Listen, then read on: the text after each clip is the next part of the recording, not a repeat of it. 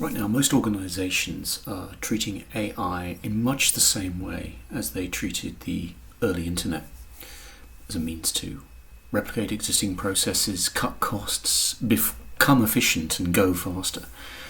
Now, while that's fully understandable, it also misses the point. AI is not just another delivery channel or optimization energy, it's something more than that. It's the first technology we built that can act as a cognitive partner, something we interact with, not just deploy. If you like, we can think of it as a new kind of cognitive brain for the organization, which means the real advantage isn't just what AI can do on its own, it's how it changes us, how we as humans think. This is why I call this AI augmented human reasoning as a process. And here's what's new. Now, of course, humans are good at intuition, emotional sense-making, inference, interpretation, non-linear leaps, creativity, making value and ethical judgments. We generate ideas. We sense where things are heading. We reframe problems. AI, by consequence, is good at exploration and structured multi-step reasoning, can hold many possibilities at once, great and deep knowledge databases, can generate variation. It can stress test our assumptions tirelessly and without judgment. It's great at linear processing.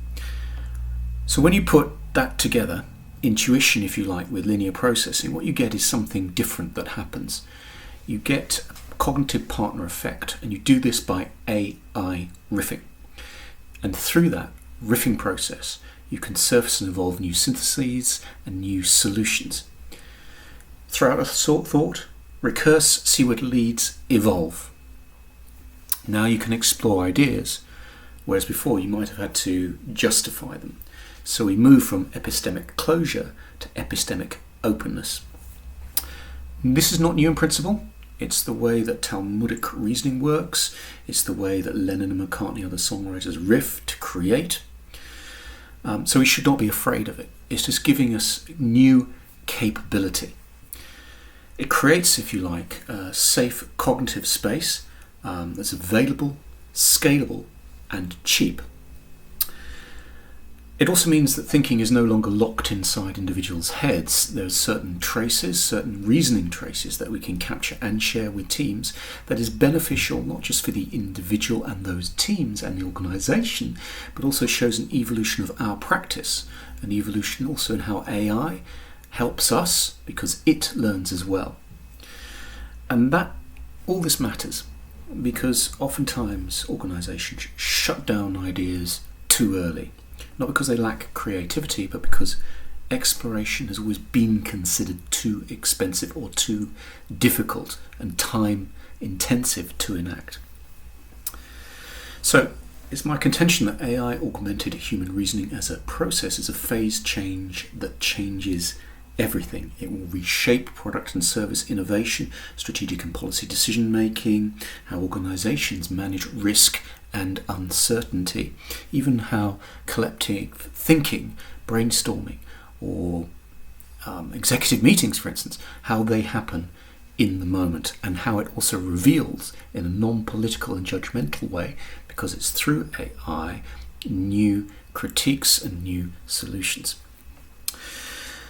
We can see an example of, if you like, human AI orchestration in that example of protein folding. Humans guided the AI to come up with a result. A great combination of human intuition and creativity against AI capabilities to find adjacencies and work with that to find new linear steps. So the leadership question isn't how do we use AI to do what we've already done faster, and it's not how do we replace humans with better automation or agents. It's this: how do we use AI as a cognitive amplifier to change how humans reason?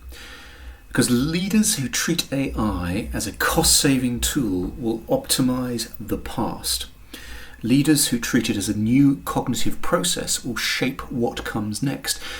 And as organizations in the medium-term horizon increasingly look at the power of DeepMind and Anthropic and other large AI builds, and as those continue to push AI's own style of reasoning, the most forward-thinking ones, those that can absorb these new capabilities faster than the competition, will be those that don't just take them off the shelf, but are able to integrate it into business processes because they already have the AI human orchestrators to manage AI itself and what is coming, but also to know how to use its power correctly to expand human cognition itself.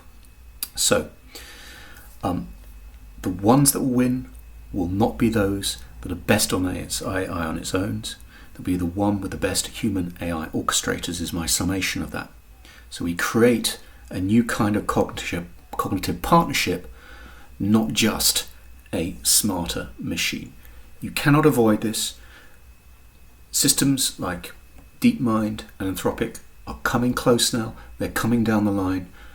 Do you have the human potential to realize their true power? Are you ready?